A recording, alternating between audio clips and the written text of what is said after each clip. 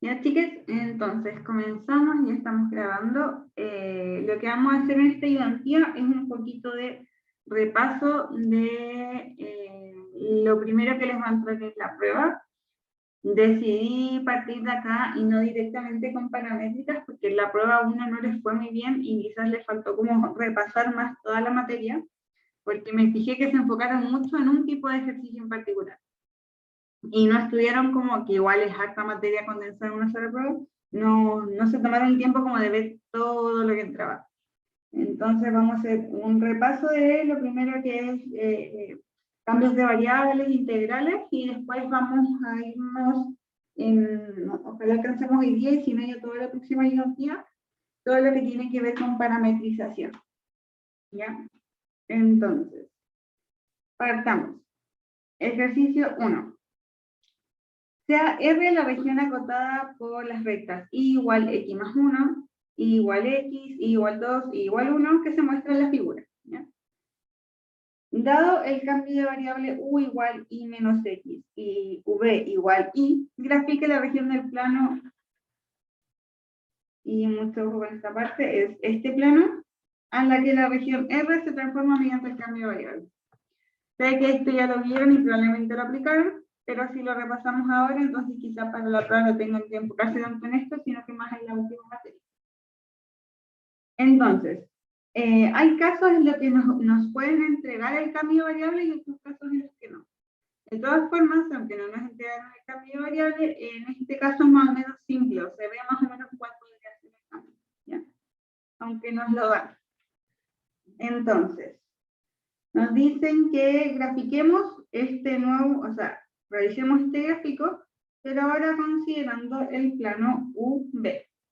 ¿Cómo nos quedaría realizando el cambio de variable? Y lo único que tenemos que hacer para este tipo de ejercicio es tomar los componentes de la función y aplicarles el cambio de variable. Entonces, tenemos que y es igual a x más 1. Este es como el primero. Y fácilmente se implica que y menos x es igual a 1. La idea de este cambio de variable es que dejemos todo en términos de y menos x o y solita, ¿ya? Para que sea lo más fácil posible y no tengamos que despejar cosas tan complejas. Y eso de aquí implica entonces que u vale 1. Encontramos ya cuánto sería el primer parámetro de u. Recordemos que queremos sacar todo en términos de u y de v. Luego nos dicen que y es igual a x. Y de aquí también podemos sacar que y menos x entonces es igual a 0. Lo que implica que u también puede valer 0.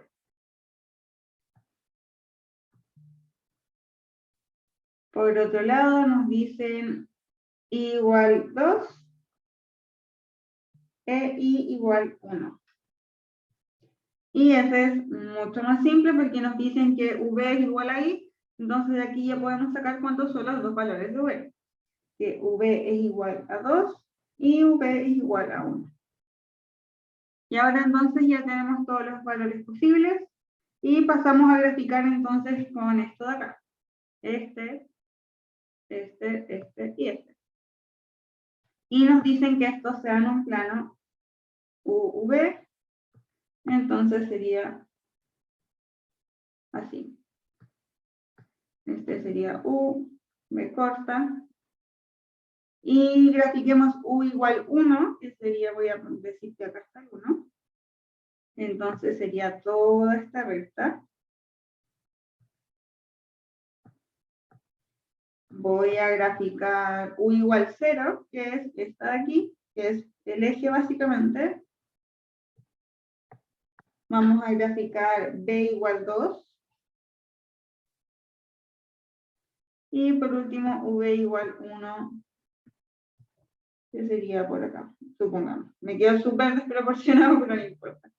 Entonces, esta sería la nueva región. Y esta vez aplicamos entonces la transformación. Pasamos de esto de acá a un cuadrado R. Ese es el primer ejercicio, solamente es para que tengan nociones de qué es lo que sucede cuando nosotros aplicamos una transformación o un cambio variable, que esto igual ya lo vieron en algunos talleres y todo. Pero gráficamente esto es lo que pasa cuando hacemos un cambio. Vamos con la alternativa B. Nos dicen, utilice cambio de variable del tema anterior para calcular la siguiente integral. La integral es la doble integral de y menos x elevado a 10 por y de a. Recuerden que cuando nos ponen algo de la forma de a, eso significa que puedo hacer de x de y o de y a de x. ¿Ya? Eso significa de a. Básicamente que estoy en rectangulares, pero que no me dan una orden de integración definitiva. Y entonces, ¿qué es lo primero que ustedes harían si les piden que resuelvan esta integral, pero aplicando lo que usamos en el ejercicio anterior? Aplicando el cambio de variable u igual y menos x y v igual y.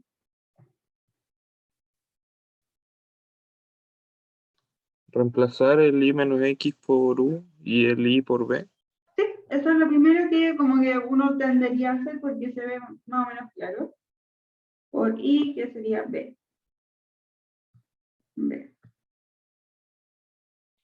¿Y ahí está listo para que yo ponga el de a o me falta algo? Para que esta sea equivalente a esta. Cada vez que yo aplico un cambio de variable, sea cual sea, en 2 o 3 dimensiones, tengo que aplicar algo. Para hacer como este ajuste en básicamente estos dos planos, porque aquí estoy trabajando en un XY y aquí en un V.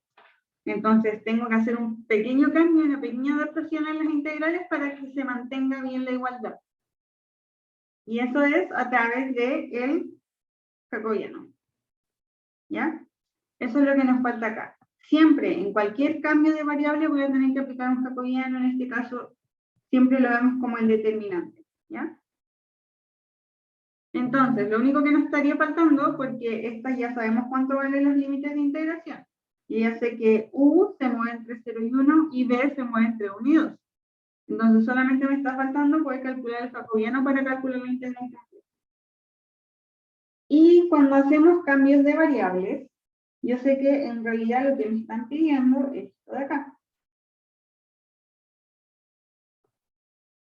En este caso, este es desde las variables a las que partimos a las variables hasta las que llegamos.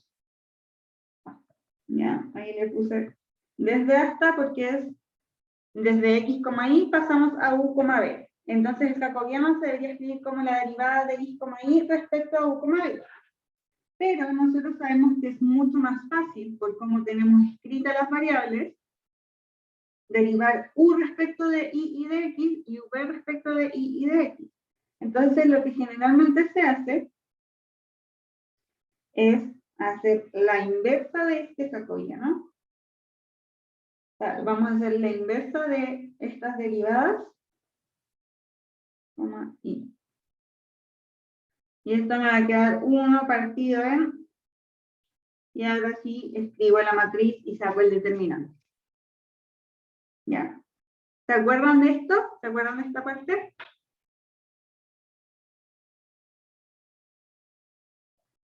Porque esta de acá sería de x de u, esta sería de x de i u, de i, perdón, de xb, ahí sí, y esta ib. Pero la que nosotros vamos a hacer es de u a dx, de u a di, de v a x y v a y.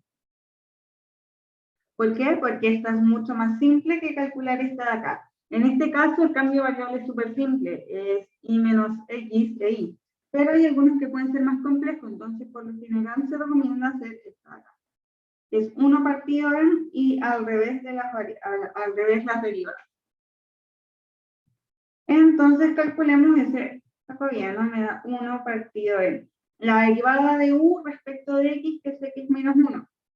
La derivada de u respecto de y, que es 1. La derivada de v respecto de x es 0. Y esta vale 1. ¿Y cuánto? Bueno, de esto la idea es calcular el determinante. Entonces me queda 1 partido en menos 1 por 1, este por este, menos este por este, más menos 1, eso es igual a menos 1. Por lo tanto, la equivalencia de esta integral en términos de v y b, o sea, v y u, sería la doble integral de u a la 10 por b por el valor absoluto de menos 1. Y aquí ustedes pueden ocupar de x o de y o de y a de x como prefieran, da lo mismo. Perdón, de u a de b o de b a de u, como prefieran, porque como estamos hablando solo de constantes, todos estos están entre números constantes, entonces da lo mismo como yo los ponga. Entonces me queda de 1 a 2 y de 0 a 1. Ahora lo único que nos falta es calcular esta integral doble, que es una integral doble súper simple. Tenemos puras funciones que están como elevadas a algo. Entonces me queda, voy a integrar primero la v, me queda de 0 a 1 igual a 10. Por, ¿cuánto es la integral de v? V cuadrado partido en 2. Y esta la tengo que evaluar entre 1 y 2. Entonces me queda la integral entre 0 y 1. Si evalúo el 2, me queda 4 medios. Y le tengo que restar evaluar el 1, que sería 1 medio. Entonces son 4 medios menos 1 medio, son 3 medios que los podemos sacar al tiro. Y solo me estaría faltando calcular esa, que ya es una integral súper simple, que es 3 medios por, y esta es u a la 11 partido en 11, evaluado entre 0 y 1, que eso es 1 partido en 11, entonces me queda 3 dividido en 11. Y ahí quedaría entonces, ¿cuánto sería el valor de esa integral con el cambio de variable? ¿Se acordaban de esto? ¿De cómo calcular los jacobianos para cualquier transformación o para cualquier cambio de variable? Sí, pero a mí me generó una duda. ¿El jacobiano siempre se mete a la integral como su valor absoluto? Sí. Ya, no, o sea, si es negativo o positivo da lo mismo porque Da lo mismo. va a ser el valor absoluto. Ya. Exacto. De hecho, si ustedes empiezan a sacar, no me acuerdo si era el cambio a coordenadas cilíndricas o esféricas, no recuerdo cuál de los dos, da negativo, da como menos R, pero uno siempre ya se lo aprende como R nomás, porque sabemos siempre que va en valor absoluto. Entonces siempre el jacobiano les va a dar positivo cuando lleguen y lo reemplacen. Y ahí tenemos esta. Vamos con la B, o sea, con el ejercicio 2. ¿Ya? El ejercicio 2 lo quise poner porque nosotros estamos súper acostumbrados a tomar coordenadas rectangulares y cambiarlas a polares, por ejemplo. Y en este caso nos dicen que esta integral está en coordenadas polares y que lo pasemos a coordenadas rectangulares, que son las de X e Y. ¿Ya? Es un ejercicio un poco diferente. Entonces tenemos la siguiente integral. Lo primero que ustedes deberían identificar es que las coordenadas polares, en términos de coordenadas rectangulares, siempre son las mismas. X igual R coseno de teta, ¿cierto? E Y igual R seno de teta. Y además, nosotros sabemos que si es que se están utilizando coordenadas polares, ¿cuál es el jacobiano que yo tengo? ¿Cuál es el jacobiano de las coordenadas polares? R debería ser. R, exactamente. Por lo tanto, básicamente, yo sé que si tengo una integral, una doble integral, si yo tengo f de x, y, en términos de polares, yo lo debería ver como f de r coseno de teta, r seno de teta, por r. Esta sería como una transformación genérica. Y si yo le identifico estos elementos en la función que me están pidiendo, entonces ya voy a saber más o menos cómo transformarla. Este R es R acá, por lo tanto, básicamente me queda R cuadrado, seno cuadrado de teta por R. Entonces yo sé que el resto de la función simplemente es R cuadrado, seno cuadrado de teta, y ahí identifiqué que este R en realidad no es parte de la función, sino que solamente es jacobiano. ¿Ya? Por eso hay que entonces separar la función e identificar todos los elementos por separado. Porque si no, ustedes podrían haber pensado que este R era parte de la función y no lo es solamente el jacobiano. Y ahora entonces ya podemos hacer la transformada. Primero, me queda la doble integral de ¿cuánto vale esta función en términos de x e y? Aquí tengo... Y al cuadrado. Exactamente. Y aquí tengo esto. Ahí tengo eso, y yo sé que lo de adentro es y. Entonces, ya identifiqué inmediatamente que es y. Y lo único que me estaría faltando entonces es ver los límites de integración. Los límites de integración son un poco más complejos porque aquí me están diciendo que, bueno, y aquí voy a poner dA, eso significa que puedo hacerlo de y de x o de x de y, dependiendo de cómo sea más fácil. Me están diciendo que R en esta función se mueve entre 0 y 2 secantes de teta. ¿Esa es la información que me dan? Sí. Y me dicen por otro lado que teta se mueve entre menos pi cuartos y pi cuartos. O sea, yo tengo que encontrar los límites de integración de x y de y solamente con esta información que tengo acá. Primero voy a tomar x. La idea es estrujar lo que más podamos esta información. Voy a tomar el R. Entonces, yo lo primero que podemos, no, voy a partir con este lado de acá mejor. Me queda que R menor que 2 secante de teta.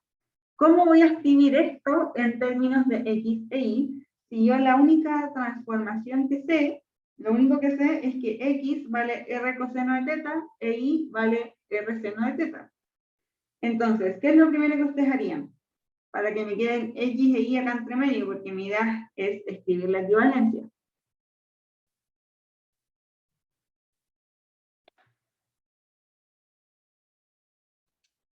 Tal vez dividir por R y el secante escribirlo como, creo que era 1 partido seno, si no me 1 equivoco. partido coseno. Coseno. Claro. Entonces sería 1 partido de x. ¿Cómo? 1 partido de x, pero está el 2, entonces 2 partido de x. Ya, por ahí va. Es exactamente lo que queremos hacer es encontrar la expresión r coseno de teta o r seno de teta, ¿cierto? Porque recién si encontramos esas expresiones vamos a poder encontrar el x y el y. Entonces, lo primero que vamos a hacer es desaparecer este secante y escribirlo en términos de algo que nos puede servir, que sería 1 partido coseno. Esto es mucho más útil que el secante. Entonces me queda r y menor o igual que 2 por 1 partido en coseno de teta. Y aquí ya está casi listo. Si se dan cuenta, yo puedo pasar ahora multiplicando el coseno y me queda r por coseno de teta. Y ojo, aquí voy a cambiar este signo porque molesta un poco que sea una desigualdad. Voy a encontrar netamente cuánto es el radio en el límite, en 2 secante de teta. ¿Por qué? Porque, o si no, no podría llegar y pasar multiplicando este, porque el coseno va entre menos 1 y 1. Entonces, como uno era negativo, se cambia el número del signo de la desigualdad, etc. Pero sabemos que esto es lo mismo que esto. Y aquí entonces ya identifiqué que esto vale x. Por lo tanto, tengo mi primer límite, que es que x es igual a 2. Y salió más fácil de lo que uno esperaría, considerando que el límite era 2 secante de teta. Y ahora vamos por el otro lado, con 0 menor que r. ¿Qué información nos puede decir eso respecto de x, por ejemplo?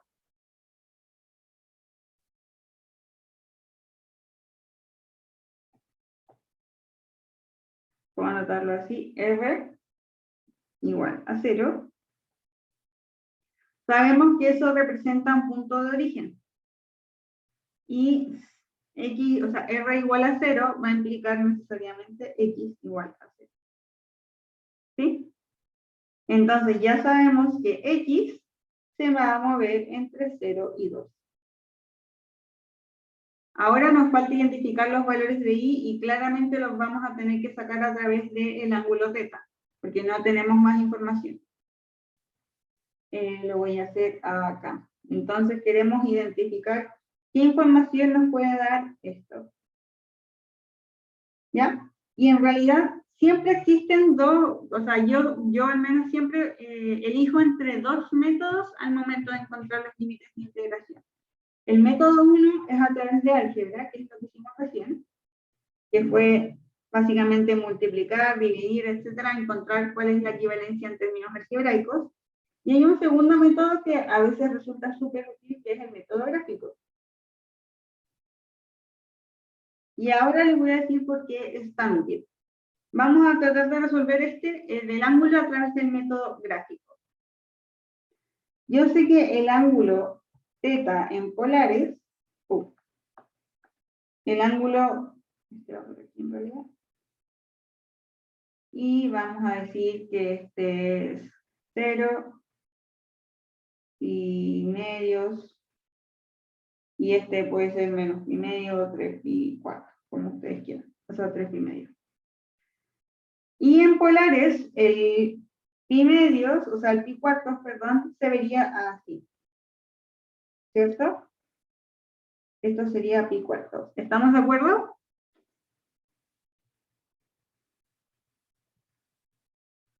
Sí, sí, sí. Y este entonces de acá abajo sería menos pi cuartos. Este ángulo de acá sería menos pi cuartos. Y nosotros sabemos que la equivalencia, por ejemplo, de un gráfico de polares a un gráfico de coordenadas rectangulares, es que, por ejemplo, el radio nosotros lo vemos así. 1, 2. Entonces, por ejemplo, si yo dibujara un círculo, ese sería un círculo de radio 1, y eso es lo mismo que x igual 1, por ejemplo. Pero cuando revisamos los ángulos es mucho más simple. Nosotros sabemos que en pi cuartos es el punto exacto de la mitad del cuadrante entre pi medios y 0, ¿cierto? Sabemos que pi cuartos es justo el ángulo entre medio. ¿Estamos de acuerdo con eso? Sí, sí. Es decir, que esta de aquí es igual a esta de aquí. ¿Y cuál es la función en rectangulares que representa justamente la división del primer cuadrante? X igual Y. X igual Y. Y esta de acá abajo, X igual menos Y o menos X igual Y. Entonces, justamente el ángulo θ igual pi cuartos es equivalente a decir que Y está entre menos X y X.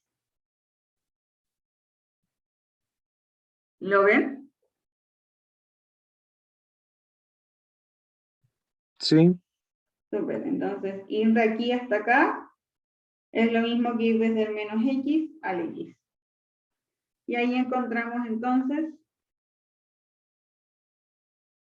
ya en cuanto se mueve Y. La otra forma es realizarlo de manera algebraica.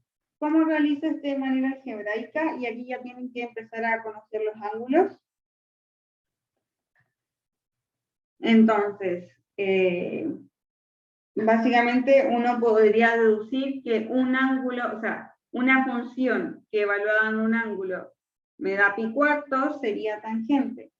Entonces yo aplico tangente del ángulo igual a tangente de pi cuartos. Eso es igual a 1. Y eso significa entonces que coseno partido en seno, no recuerdo si era coseno partido en seno o seno partido en coseno. Un segundo, para no mentirles. Seno partido en coseno. Ahí, listo. Seno partido en coseno es igual a 1. Y eso significa que y partido en x es igual a 1, y eso que y, esto es 1, y eso significa que y es igual a x. Ya esa era la manera algebraica de hacerlo, pero se tenían que recordar exactamente cuánto eran las equivalencias en los ángulos, cómo hacer aparecer el seno y el coseno, que no era tan fácil como en este caso, que sabemos que secante es directamente 1 partido en coseno. Aquí teníamos varios caminos, varias opciones, por eso creo que la opción gráfica en este caso de los ángulos es más simple.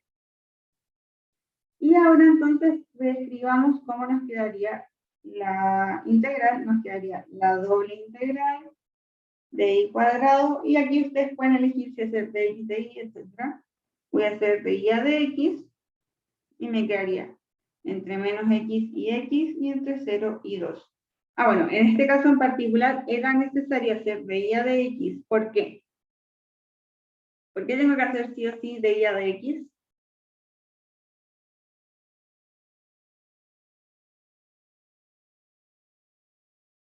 Siempre el último que yo voy a integrar tiene que estar entre constantes.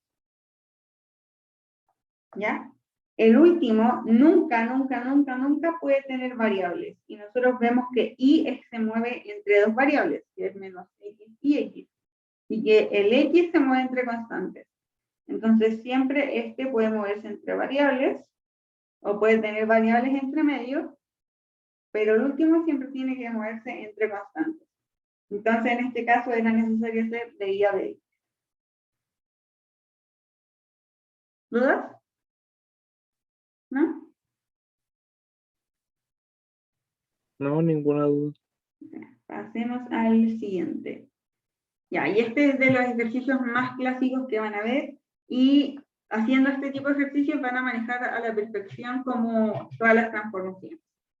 Nos dicen, considera un sólido que se encuentra sobre el paraboloide z igual x cuadrado más y cuadrado, y bajo el semicono raíz de x cuadrado más y cuadrado.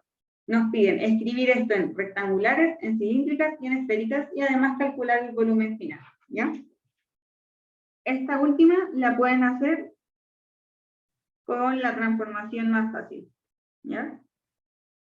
O sea, si ven que con esféricas les queda una integral súper fácil de calcular, calculen el volumen con esféricas, si no, con cilíndricas o rectangulares. Más fácil, ¿ya? Recordemos que ahora vamos a hablar en 3 dimensiones. Antes hablamos solamente en 2 dimensiones, por eso decíamos polares, y ahora que tenemos 3, entonces tenemos cilíndricas, esféricas. Y las rectangulares siguen llamándose rectangulares. Entonces, ¿qué es lo primero que yo recomiendo para este ejercicio sí o sí? O sea, lo primero que deberían hacer es graficar. Graficando es muchísimo más fácil hacer todos estos ejercicios que son de calcular volúmenes y estas cosas. Entonces, grafiquemos. Sabemos que es un gráfico en 3 dimensiones. Espero que me quede decente.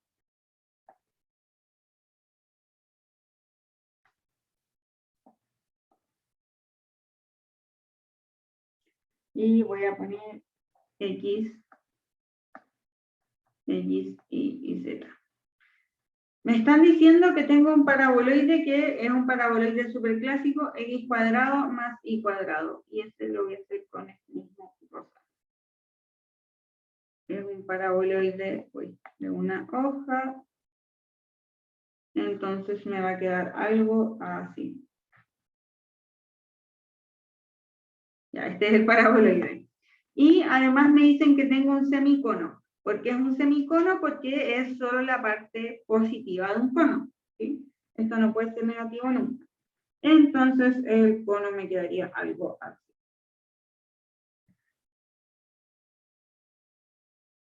Eso sería más o menos el cono. Y me están diciendo que el sólido es lo que se encuentra exactamente sobre el paraboloide, o sea, sobre la región curva. Sobre la región curva, pero bajo la región celeste. Eso significa que me están pidiendo que calcule el volumen de este sector de aquí. de lo que queda justo entre medio de los dos. Y la primera parte importante es justamente poder identificar la región que me están pidiendo, porque sucede que de repente hacen todo bien, pero hacen todo bien para calcular el volumen de acá adentro, que no es el volumen que me están pidiendo. Entonces, primero identificar bien cuál es la región que tengo que representar por integrales. Y vamos entonces con la 1, con la A. Y la A es hacerlo respecto a rectangulares, es decir, X, Y Z. Lo que voy a hacer es escribir una triple integral. Y para hacer esto en rectangulares, al menos yo tengo un truco, y mi truco es siempre considerar Z como la altura, o sea, es una interpretación para mí, y después X e Y, mirarlos en 2 dimensiones. ¿A qué me refiero con esto? Primero partamos con Z, o sea, ¿qué es lo que yo hago? No necesariamente ustedes lo tienen que hacer así. Yo sé que como estoy calculando el volumen, es la integral de 1. Y como es rectangulares, no lleva jacobiano, simplemente tengo que poner 1. Y yo siempre pongo de Z primero cuando estoy tratando algo como un ejercicio parecido a este. Entonces, yo voy a decir que este va a ser verde. Voy a decir que Z lo voy a representar verde en el dibujo, ¿ya? Y para mí, yo siempre digo que Z va a ser la altura. ¿A qué me refiero con la altura? A la altura del sólido naranjo que se va a generar. Es decir, aquí yo sé que el sólido tiene una altura, que es la flechita verde. Aquí el sólido tiene otra altura. Y aquí el sólido tiene otra altura. Es decir, el sólido todo el tiempo va teniendo diferentes alturas, o diferente largo, como ustedes quieran ver. ¿Y cuál es la función que representa exactamente esa altura? O desde Z, la altura, ¿entre qué valores va? Viendo el dibujo, sabemos que esta función de acá abajo es x cuadrado más y cuadrado, y que la función de arriba es raíz de x cuadrado más y cuadrado. Y si z está representado por las flechitas verdes, entonces es fácil ver que z va todo el tiempo entre x cuadrado más y cuadrado y raíz de x cuadrado más y cuadrado. ¿Sí? ¿Lo ven igual que yo esto?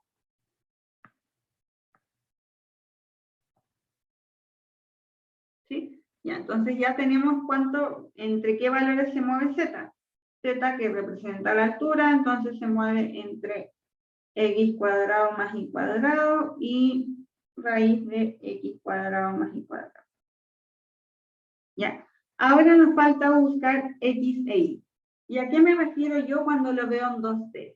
Automáticamente, cuando yo ya calculé entre qué valores se mueve z, yo me deshago de ese dibujo, del dibujo que tenía arriba, y paso a interpretar un dibujo en 2 dimensiones. Como en 2 dimensiones, elimino el plano Z, porque ya lo tengo listo, y ahora digo, voy a mirar solamente qué sucede entre X e Y. ¿Cómo se ve el sólido naranjo en 2 dimensiones si es que yo elimino el Z y lo miro desde arriba? ¿Cómo se ve?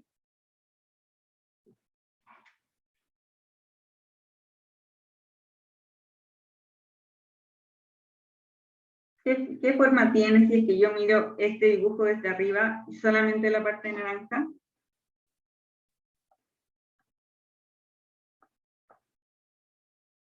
Esto es un círculo. Si yo miro esto desde arriba y lo aplasto en el plano XY, siempre voy a ver un círculo.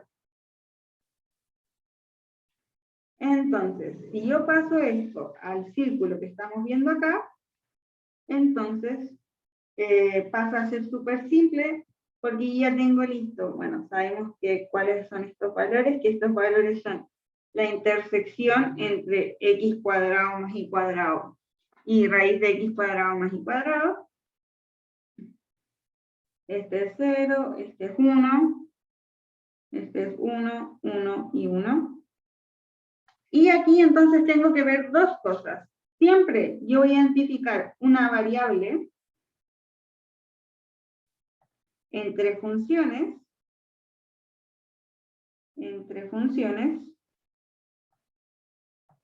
y voy a identificar la otra variable, o sea, otra variable, entre constantes. Yo puedo elegir cuál es cuál, da lo mismo. Entonces, ¿entre qué valores se mueve X en este dibujo, en este circulito? ¿Entre qué valores se mueve X?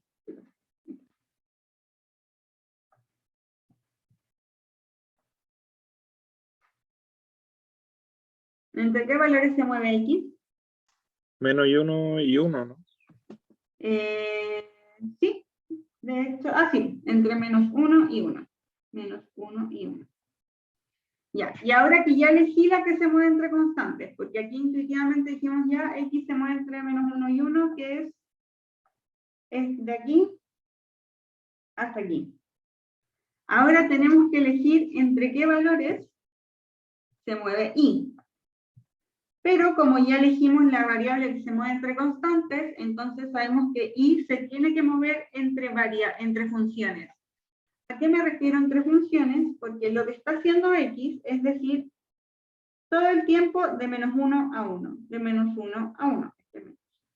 Si se dan cuenta, se sale un poco del dibujo, ¿cierto? Entre menos 1 y 1. Entonces, ¿qué es lo que hace Y? Lo que va a hacer Y es decir, oye, si tú te mueves entre menos 1 y 1, entonces yo voy a limitar la función y voy a decir, me muevo entre este punto y este punto. Entre este punto y este punto. ¿Sí? Entonces, lo que va a hacer Y es limitar a quedarme dentro del círculo y no hacer directamente entre menos 1 y 1. Entonces, ¿Y entre qué valores se mueve?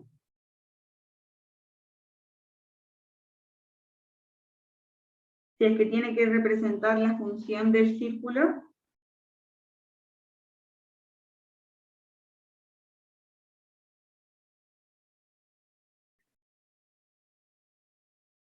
Esto de acá arriba, o sea, yo sé que el círculo completo está representado por x cuadrado más y cuadrado.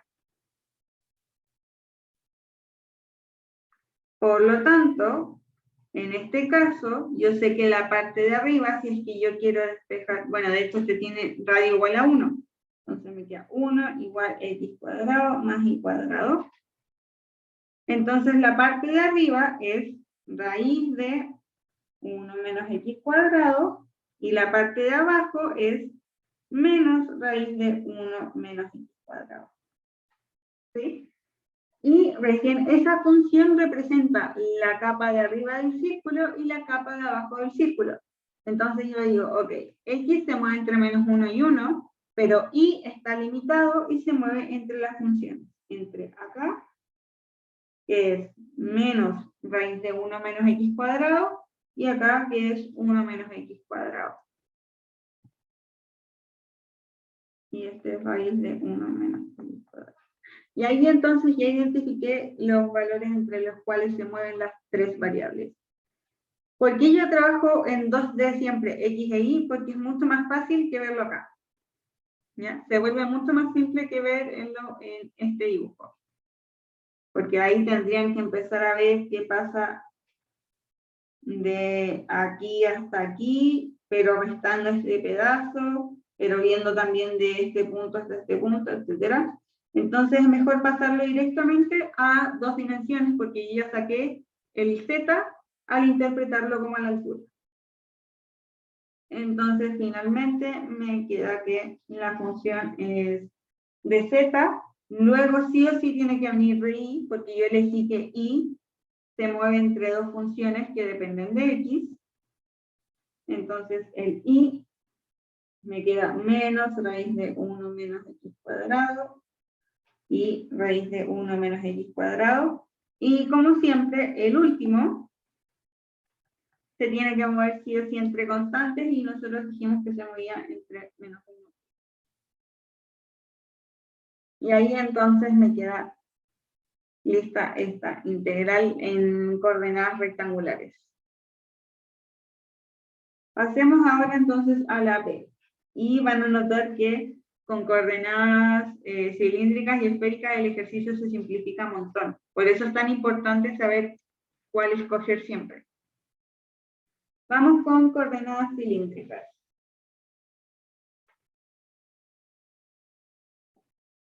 ¿Recuerdan cuál era la transformación a coordenadas cilíndricas?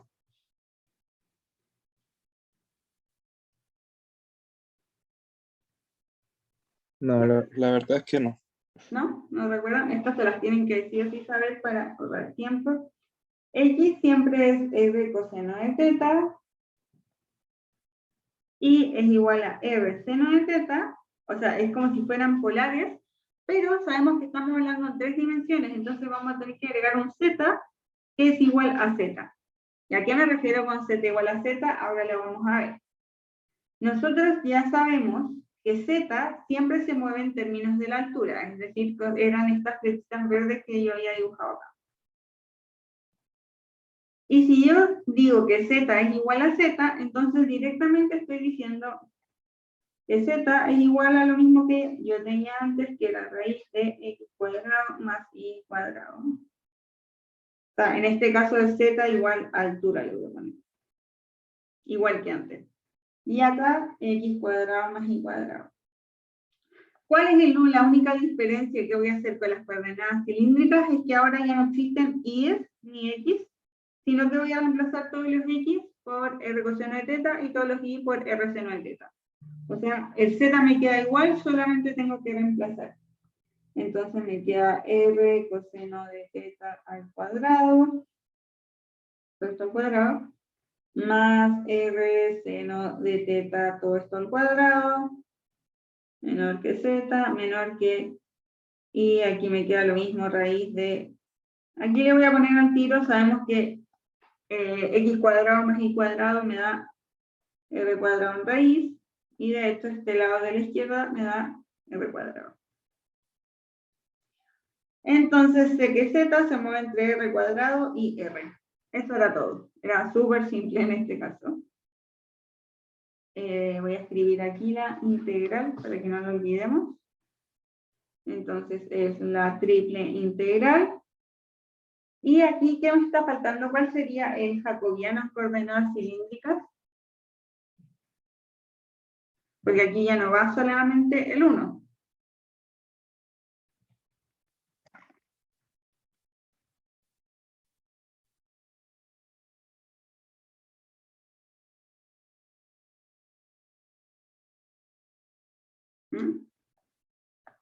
¿No es R? ¿Cómo? ¿R? Exactamente, R. Súper. Y entonces vamos sacando las siguientes. Aquí tengo, ya tengo listo Z. Ahora me falta ver las dos variables que me quedan, que en este caso son R y θ. Y nuevamente les recomiendo ver el dibujo en 2D. Luego de que ya tenemos Z, voy a empezar a trabajar solamente con el dibujo en 2D, que sería este mismo dibujo, porque estamos viendo exactamente la misma superficie. Pero lo voy a dibujar de nuevo porque ahora nos vamos a fijar en los ángulos y ya no solamente en X e Y. Ya tengo tengo mi círculo, si es que yo lo estoy mirando desde arriba, mi círculo, de nuevo. Ahí sí, sube. Ahí está, el círculo, si es que yo lo estoy mirando desde arriba. Y tengo que identificar entonces, ¿cuánto vale el ángulo? Que en 3D el ángulo sería como este de acá. El ángulo, ¿entre qué valores se mueve? Que sería aquí. Bueno, de hecho, esta parte de esta acá.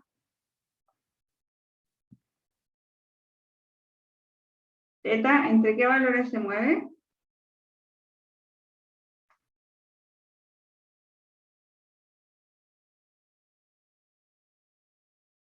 Entre 0 y menos pi medio. No, porque da la vuelta completa. Eso era como una referencia nomás. ¿Cómo se representa la vuelta completa? 2pi. 0 y 2 pi. Entre 0 y 2 pi. De hecho, si lo pongo acá, lo que hace es toparte aquí, aquí, acá, acá, bueno, y aquí me falta un pero da la vuelta completa, entonces θ se mueve entre 0 y 2pi. Y por último, el radio, ¿entre qué valores se mueve? Sí, sabemos que esta es el mismo dibujo de antes, pero que R parte aquí y hace esto, y si lo viéramos en 3D, lo que hace R es esto, aquí, R. Hace la proyección del dibujo hacia abajo, y ese va a ser el radio. ¿Y cuánto es el radio de este círculo?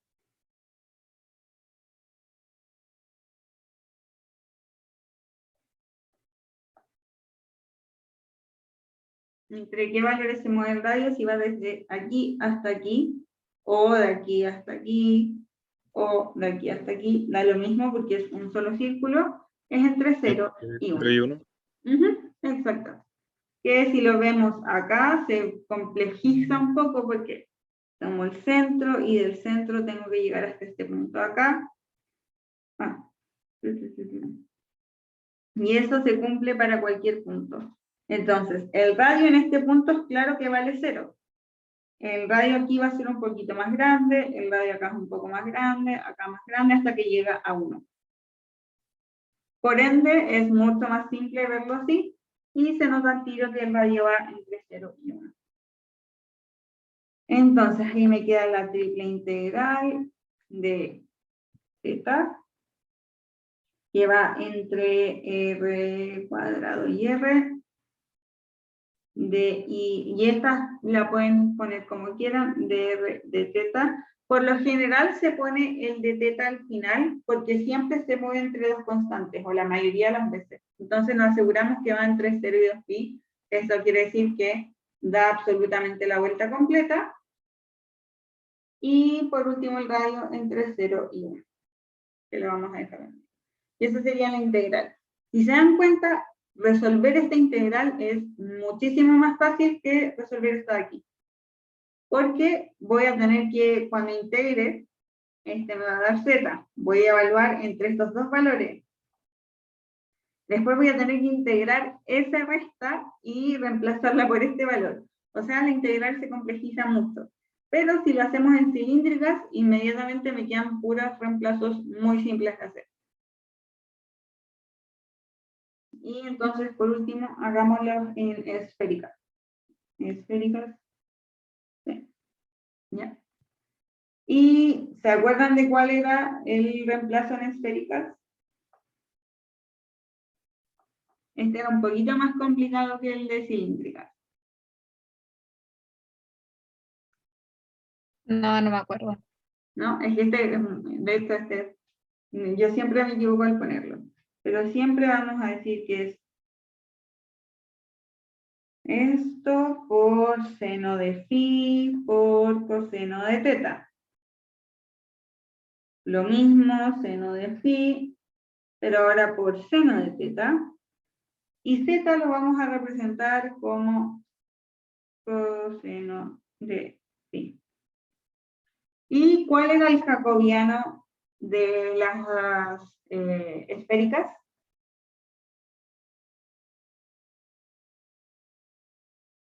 ¿Pi?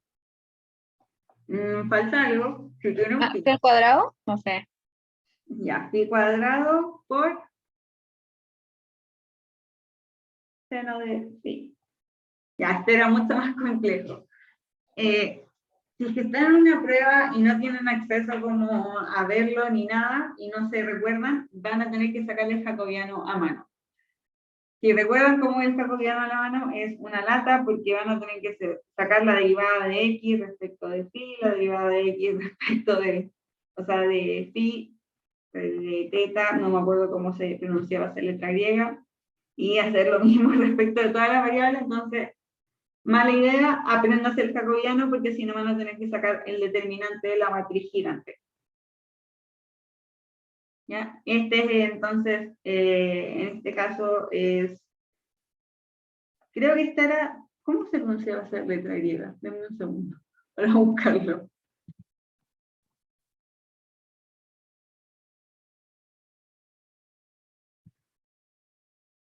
Esta es un... No es un delta, tampoco es un... Es un rho, estoy puro diciendo, es un rho. Ya. Rho cuadrado seno de phi, ahí me acordé. Ya.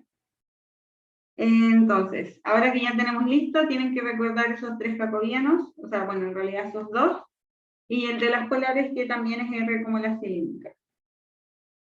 Entonces, y estas van a ser más complejas de encontrar, porque voy a tener que encontrar los 3 parámetros, voy a tener que encontrar entre qué valores se mueve ρ, entre qué valores se mueve phi, y entre qué valores se mueve θ.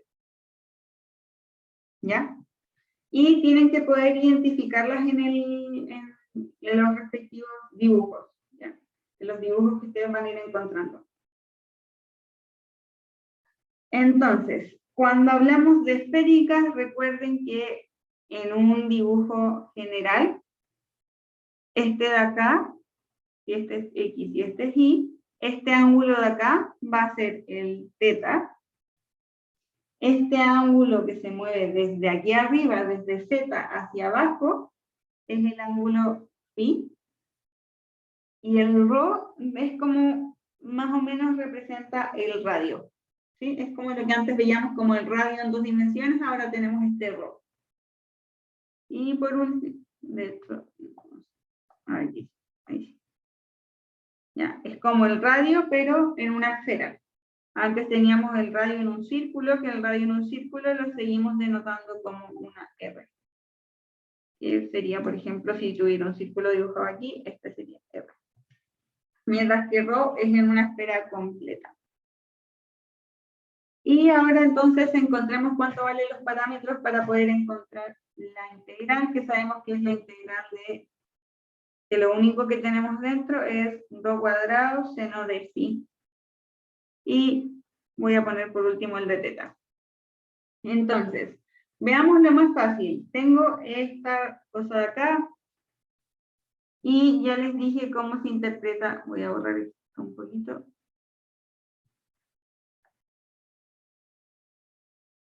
No puedo borrar sin borrar todo, ya no importa. ¿Cómo voy a cómo puedo calcular el de θ? Que es el más simple de todos, porque tengo esto de acá. Lo voy a poner con otro color. Tengo esto. Tengo el paraboloide y el cono. Ahí está el cono. Y me están diciendo entonces que vea el θ. Y yo sé que el θ es lo mismo que verlo en 2 dimensiones, es decir, lo mismo que ver el círculo que dibujamos antes. ¿Sí? Porque está en el plano XY. ¿El θ entre qué valores se mueve? 0 y 2 pi. Entre 0 y 2 pi. Es el más simple de todos. 0 y 2 pi. ¿Ya? Luego viene el phi. ¿Ya? El phi ya no es tan fácil, porque sabemos que phi es el ángulo que hay entre el z y, bueno, básicamente toda esta. Si yo voy girando la región, entonces el phi es el ángulo que topa siempre desde el z hasta la función. Entonces, en este caso, ¿cómo yo podría calcular entonces el phi?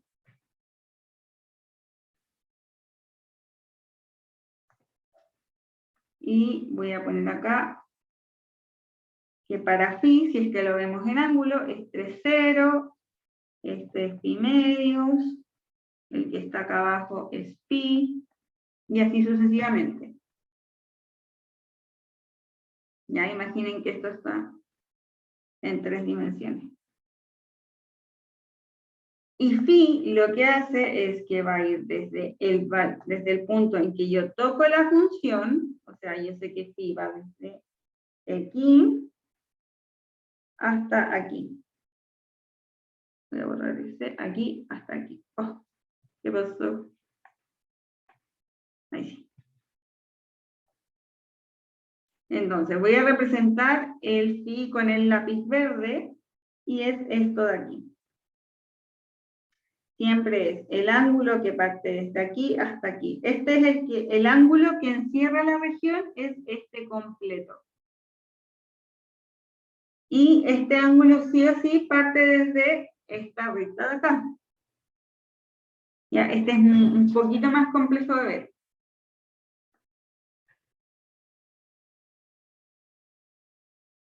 Entonces, el phi, ¿entre qué valores se mueve? Nosotros sabemos que esta recta de acá representa el pi cuartos.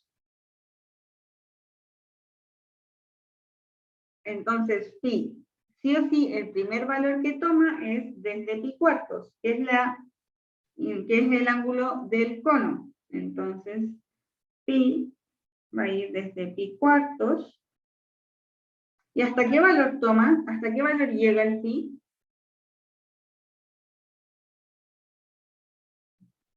Por ejemplo, acá en este punto, ¿qué valor toma el phi? En este punto de acá.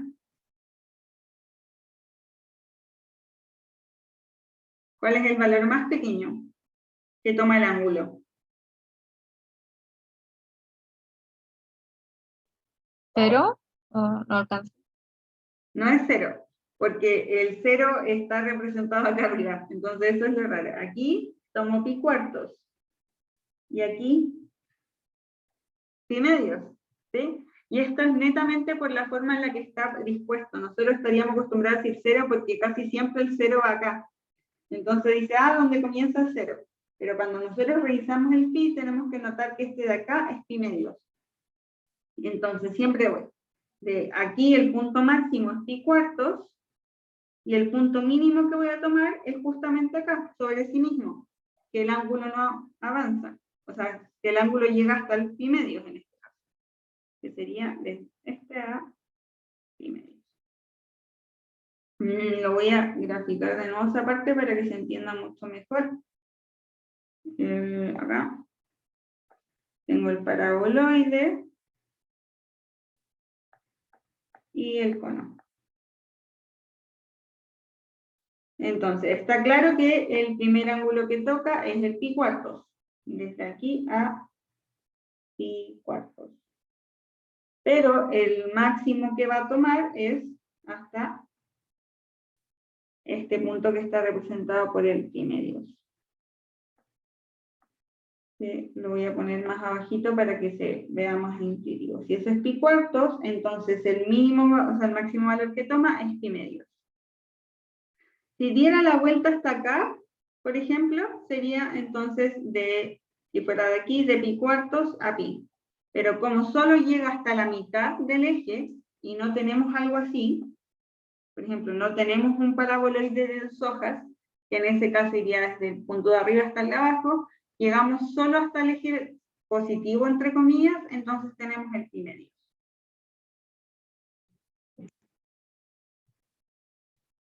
Y ahí ya tendríamos ese, de hecho lo puse al revés, este es el de pi. Y ahora vamos con ρ. ρ, recuerden que representa, en este caso es como el radio en 3 dimensiones, ¿sí? ρ va a considerar, por ejemplo, si aquí tuviera una esfera, sería como el radio de la esfera, ¿sí?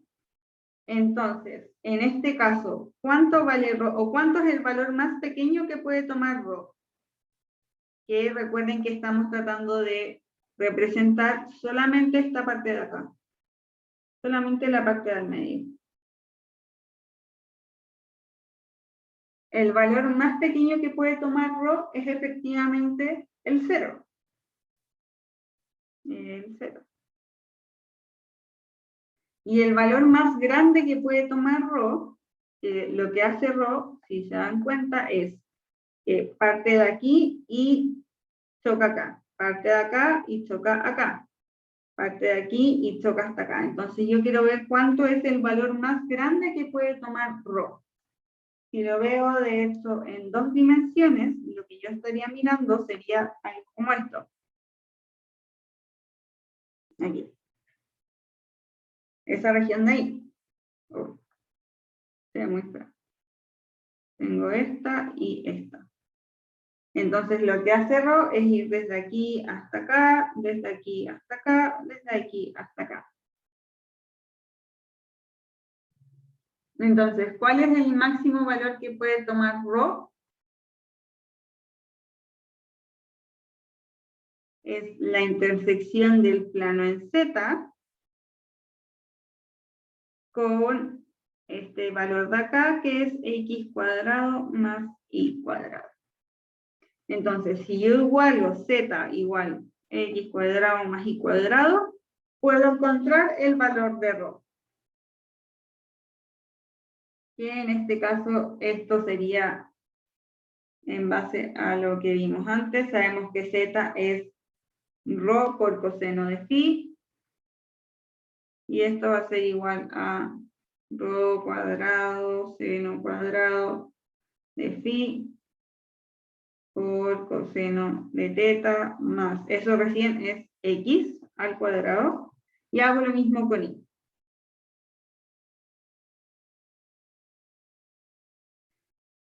Es importante que entiendan esto porque va a ser una pregunta segura en la prueba hacer algo así, hacer algún cambio de coordenadas o no que te obliguen a hacer el cambio, pero que tú vas a ver esto y vas a decir, la forma de hacerlo más fácil es con esféricas. Entonces van a tener que sí o sí resolverlo. Si despejamos de aquí el ρ, nos va a dar coseno de phi, para no perder más tiempo, dividido en seno cuadrado de phi, por si acaso. Y ahí entonces tenemos ya la última integral, que sería el coseno de phi partido seno cuadrado de phi. Y aquí de nuevo dejamos este para el final. Sabemos que el primero va a tener que ser ρ, porque se mueve entre variables. O sea, va a ir desde el 0 hasta el coseno de phi seno cuadrado de phi. Ahí está. ¿Dudas con este? Sé que es complejo, pero pueden ustedes ahí mirarlo con mucha más calma para que se entienda todo, porque esto sí o sí lo van a tener que hacer. ¿Preguntas ahora? El phi se mueve entre pi cuartos y pi medios. Y el último se mueve entre 0 y 2. Esa sería la ayudantía de hoy día, chicos. Lo que vamos a ver la próxima semana, bueno, estos ejercicios cortitos que no alcanzamos a ver ahora, pero es netamente para soltar la mano con parametrización, porque lo que viene, que es de campos vectoriales y escalares, requiere de mucha parametrización. Así que para que lo vayan practicando. Probablemente lo van a ver mañana. Voy a dejar de grabar.